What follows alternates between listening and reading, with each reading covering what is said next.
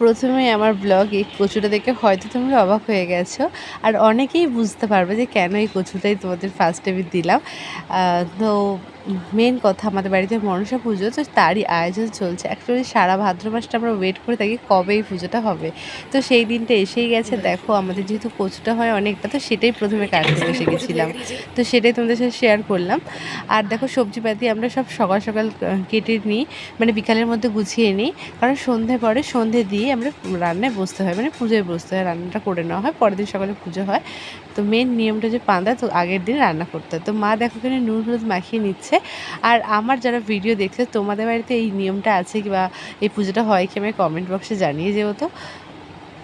Guys, welcome back to my channel Rumi bears blog. আশা করি তোমাদের এই ব্লগটা দেখতে খুব ভালো লাগবে, কারণ হচ্ছে আজকে যে মনসা পুজো, সরি আজকে না কালকে মনসা পুজো, তো আজকে রাতে রান্না হবে। তো আমাদের তোমরা অনেকেই হয়তো জানো যে আমার বাড়িতে অরন্ধন রাতে রান্না আছে। তো সেক্ষেত্রে রান্না করতে বসে পড়ে দেখো আমি মোটামুটি রেডি হয়ে নিয়েছি। তো চলো এবার রান্না করতে বসে যাক। তো কী কী করবো না করবো সবটা তো শেয়ার করবো। যদিও ভিডিওটা আমি নিজে করবো বলে ভিডিওটা হয়তো সব নিতে পারবো, তো যেটুকুনি নেবে সেটুকু তোমার শেয়ার করবো। এই ভিডিওটা করে আমি জানি না যে আমার কত ভিউজ হয় সেটা আমি দেখি না, কারণ আমার স্মৃতিটা আমি সারাদিন জমিয়ে রাখবো। আমি যখন আরও মানে যত দিন যাবে আমি ভিডিওটা দেখতে পারবো যে আমি কী কী করেছিলাম সেই দিনগুলো। তার জন্য এই ভিডিওটা, মানে আমার শখে, আমার ভালোবাসাতে। তো যাই হোক, তোমার সাথে কথা না বলে চলো, রাত সন্ধ্যে হয়ে যাচ্ছে, মা সন্ধ্যে কমপ্লিট হয়ে গেছে, মানে এবার রান্না বুঝতে হবে। তো মা, আমি, বাবা হেল্প করে, তো সবাই মিলেই করবো। তো চলো যাওয়া যাক, রান্না করবো। দেখো মা সন্ধ্যেবেলা ওভেনটাকে পুজো করে চলে গেছে, আর আমি একটু নমস্কার করে নিচ্ছি যেহেতু রান্নায় বসবো। আর এটা সন্ধ্যেবেলাতে আমি শুরু করলাম কেন, অনেকেই জানো আমার বাড়িতে গোপুসোনা আছে, তো সন্ধ্যেবেলা সেবা দিয়ে ঘুম পাড়ানোর একটা ব্যাপার থাকে। তো দেখো ঘুমানোর আগে আমার গোপুসোনা দেখতে এসছে, বাড়িতে এত কিছু হচ্ছে, ওই সেটাই দেখতে এসেছে। দেখো আমি কচু সেদ্ধ করতে বসিয়ে দিয়েছি। আর যেহেতু অনেকটা রান্না, তো একটু তাড়াতাড়ি না শুরু করলে অনেকটা রাত হয়ে যায় রান্নাটা কমপ্লিট করতে। দেখো দুদিকে বসিয়ে দিয়েছি। তো কিছুটা ভাজা হয়ে গেছে, দেখো মশলা টশলা বাটাও প্রায় কমপ্লিট। 15-16 রকম ভাজা হয় আর ডাল কচু হয়, এটাই হচ্ছে আমাদের নিয়মের মধ্যে পড়ে। আর চালতা দিয়ে ভাত হয়। আর আমাদের কিন্তু নিরামিষ রান্না, তোমরা হয়তো আমার ব্লগ দেখেই বুঝতে পারছো যে এখানে কোনো মাছ বা আঁশের কোনো জিনিস নেই। তো দেখো কচুটা করতে আমি বসে গেছি। অ্যাকচুয়ালি রান্না করতে আমি প্রচণ্ড ভালোবাসি, আর মা বললো তুই কর।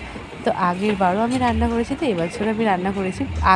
আগে যখন ছোটো ছিলাম তখন মাকে দেখতাম রান্না করতে, এতটা রান্না।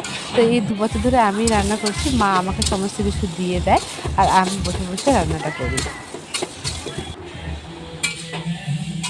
তো দেখো কচুটা রান্না করা আমার হয়ে গেছে, এবার আমি করছি ডাল। তো ডালটা রান্না করে নিই। আর আমাদের কিন্তু মালসা করে আলাদাভাবে ভোগটা তুলে রাখতে হয়, যে ভোগটা আমরা পরের দিন সকালবেলা ঠাকুরকে দিই। তো দেখো মালসায় আমি আগো ভোগটা তুলে রাখছি, আর পরে কিছুটা নিয়ে রাখবো, যেটা আমরা রাত্রিবেলা কিছু মানুষ আসবে তো তাদেরকে দেওয়াবো। আর এই যে কলার বড়া, এটা হচ্ছে কিন্তু আমাদের করতেই হয়, তো সেটাও করতে বসে গেছি। আর সবাই এর সাথে কথা বলছে। দেখো এক হাঁড়ি ভাত আমার প্রায় কমপ্লিট, আর এক হাঁড়ি ভাত হচ্ছে। আর এইদিকে দেখো আমার সমস্ত কিছু রান্না হয়ে গেছে, বাবাও ঘরে কিছু ভাজছিল, মাও করছিল, সবাই মিলেই এই কাজটা করে আমাদের ব্যাপারটা মিটে গেছে। বেশ ভালোভাবেই সবটা হয়েছে। আর দেখো রাতে যাদের আসা চলছে তারা মোটামুটি সবাই চলে এসেছে, তো কথাবার্তা বলছে। আর দেখো আমি রাত্রিবেলা সবাইকে খেতে দিয়ে দিচ্ছি। যাই হোক 11 সাড়ে 11টার মধ্যে মোটামুটি সবটাই মিটে গেছে। এবার এখানে নানান রকম গল্প করছে আর খেতে দিচ্ছি। আর টেবিলটা তুলে রেখেছি কেন বলো তো, বসে বসে খেতে দিতে আমার বেশিই ভালো লাগে, কিন্তু প্রচণ্ড অসুবিধা হয় মনে হয়। তো সবাই খেয়ে নিয়েছে। এটা পরের দিন সকালবেলা আমাদের কিন্তু উনুনে রান্না আমরা করি না, কিন্তু আমাদের নিয়ম উনুনে রান্না করা, তো ওই জন্য মা রাত্রিবেলা একটু প্যাকেটে ধরিয়ে দিয়েছিলো। আর পরের দিন সকালে দেখো আমরা উনুনটাকে পুজো করে নিচ্ছি, যার জন্য আমাদের উনুনটা রাখা, কারণ উনুন পুজো কিন্তু আমাদের বছরে একটা দিন করতে হয়। আর এই দেখো সকালবেলা এই যে ঠাকুরকে নেমেই আমরা ভোগটা দিয়ে দিলাম। তো মা দেখো পুজো করে নিচ্ছে। এবার কিন্তু বিশ্বকর্মা পুজোর জোগাড় করতে আমি চলে গেছি, কারণ আমাদের বাড়িতে হবে বিশ্বকর্মা পুজো, তো সেইটাই আয়োজন চলছে। তো আজকের ব্লগটা কেমন লাগলো অবশ্যই কিন্তু কমেন্টে জানিও, আর তোমাদের পুজোটা কেমন গেলো সেটাও জানিও।